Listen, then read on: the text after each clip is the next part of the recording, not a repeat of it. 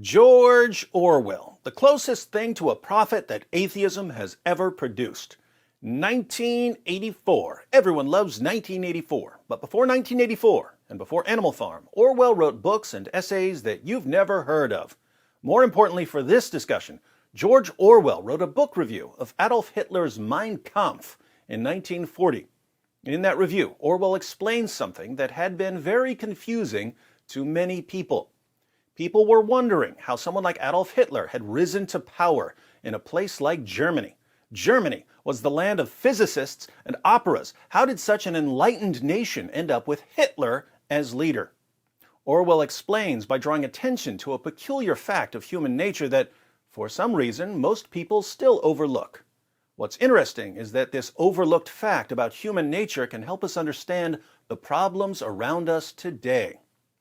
The United States of America is the most powerful, most prosperous nation the world has ever seen. And yet, as recent weeks have shown, many Americans want to burn this place to the ground. Why is that? I'll let Orwell answer.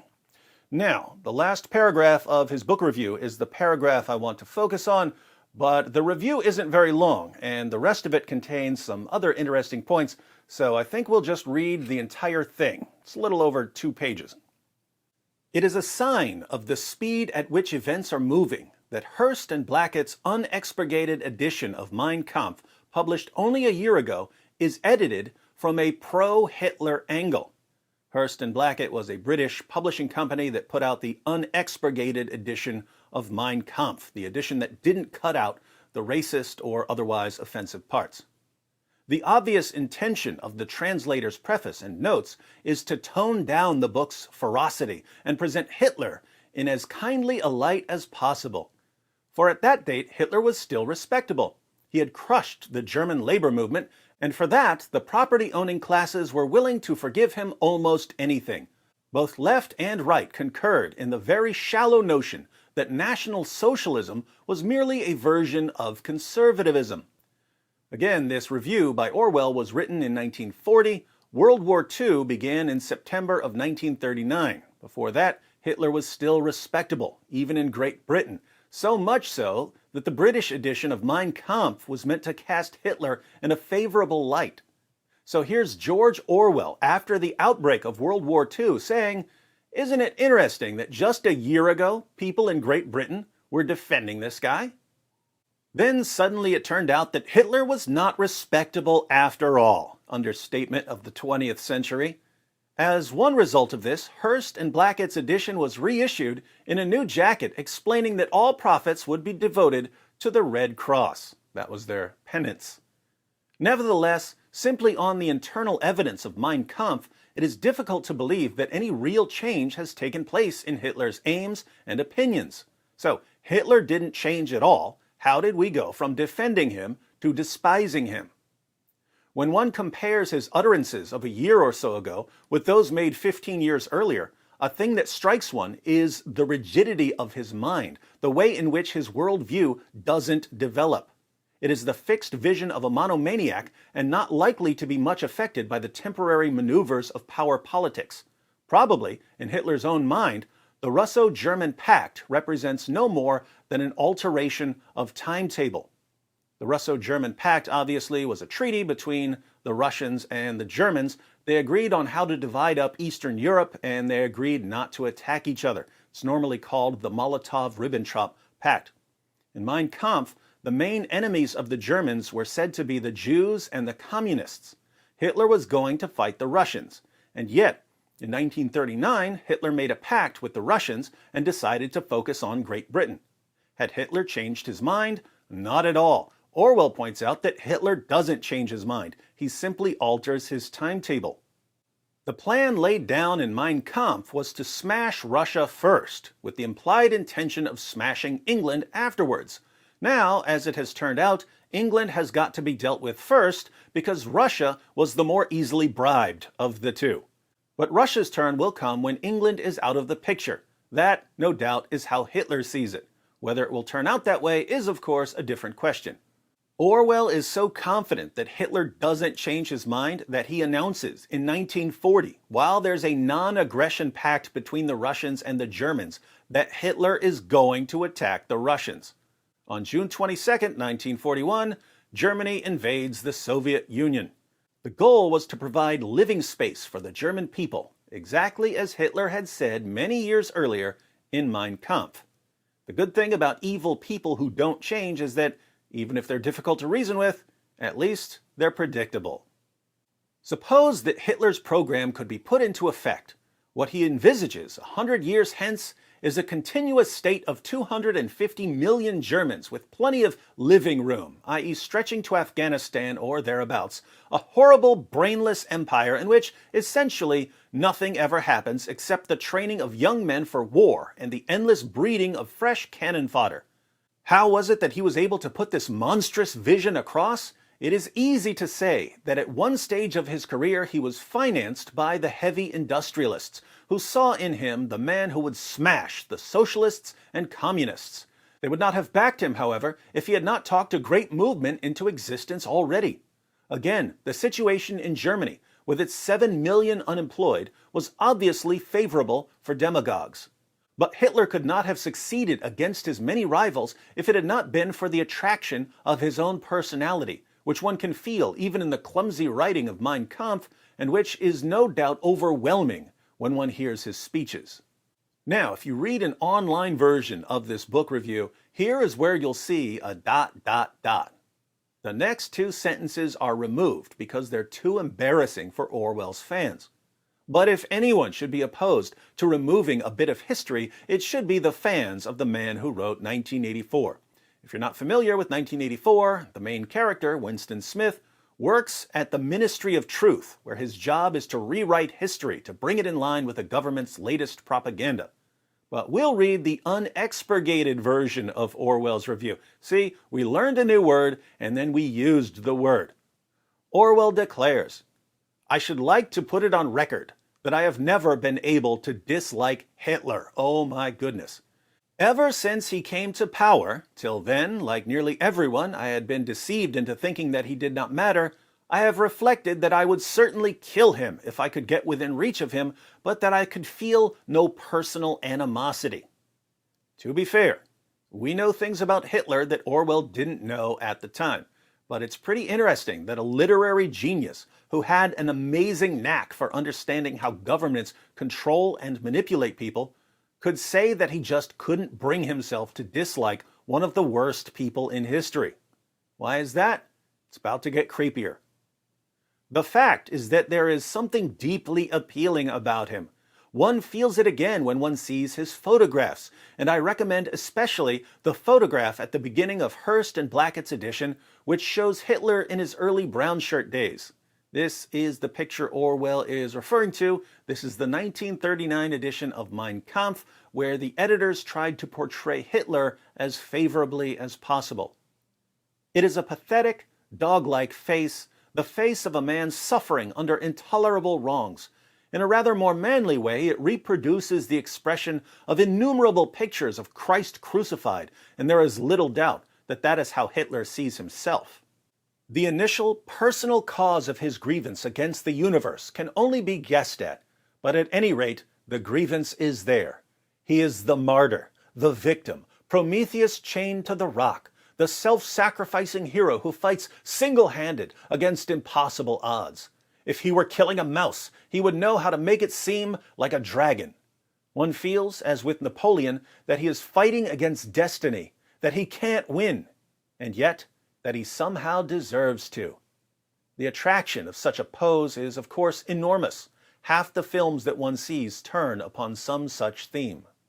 We would call this the underdog story. Hitler is willing to fight the entire world.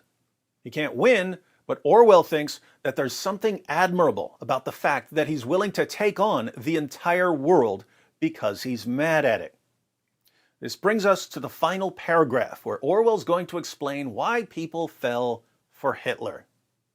Also, he has grasped the falsity of the hedonistic attitude to life. Nearly all Western thought since the last war, certainly all progressive thought, has assumed tacitly that human beings desire nothing beyond ease, security, and avoidance of pain. In such a view of life, there is no room, for instance, for patriotism and the military virtues. The socialist who finds his children playing with soldiers is usually upset, but he is never able to think of a substitute for the tin soldiers. Tin pacifists somehow won't do.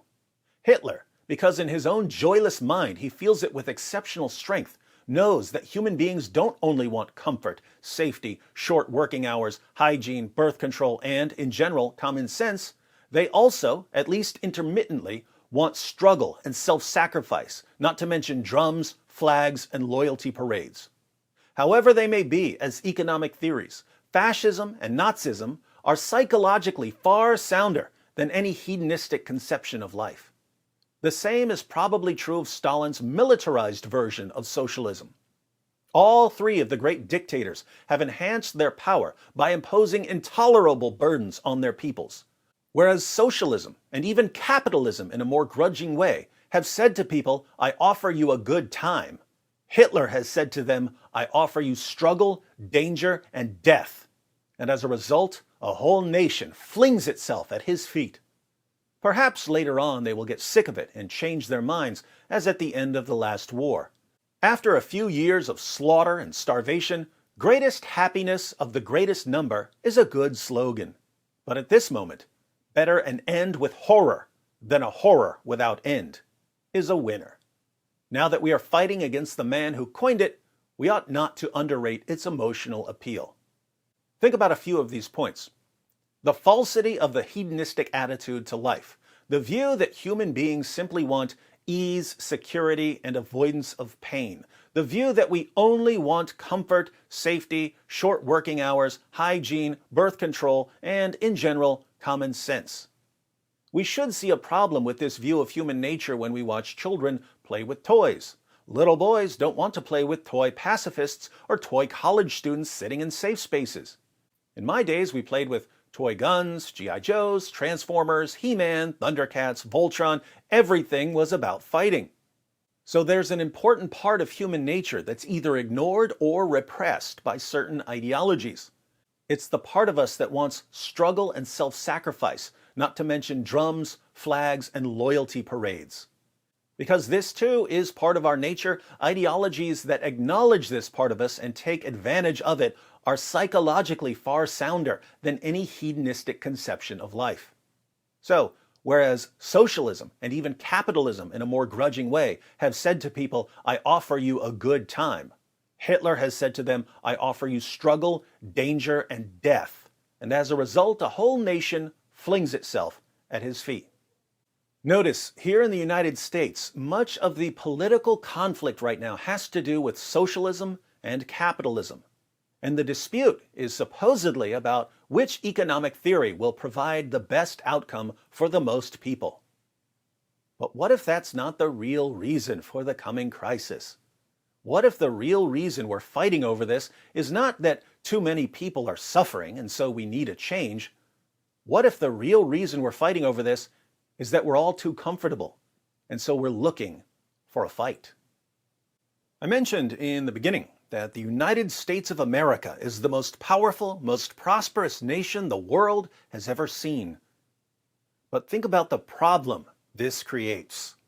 Progress is built into the fabric of the country. The country is designed to be improved, guaranteeing people's rights to life, liberty, and the pursuit of happiness, guaranteeing freedom of speech, freedom of the press, freedom to protest, freedom to petition the government, freedom to choose our leaders. This is a recipe for progress.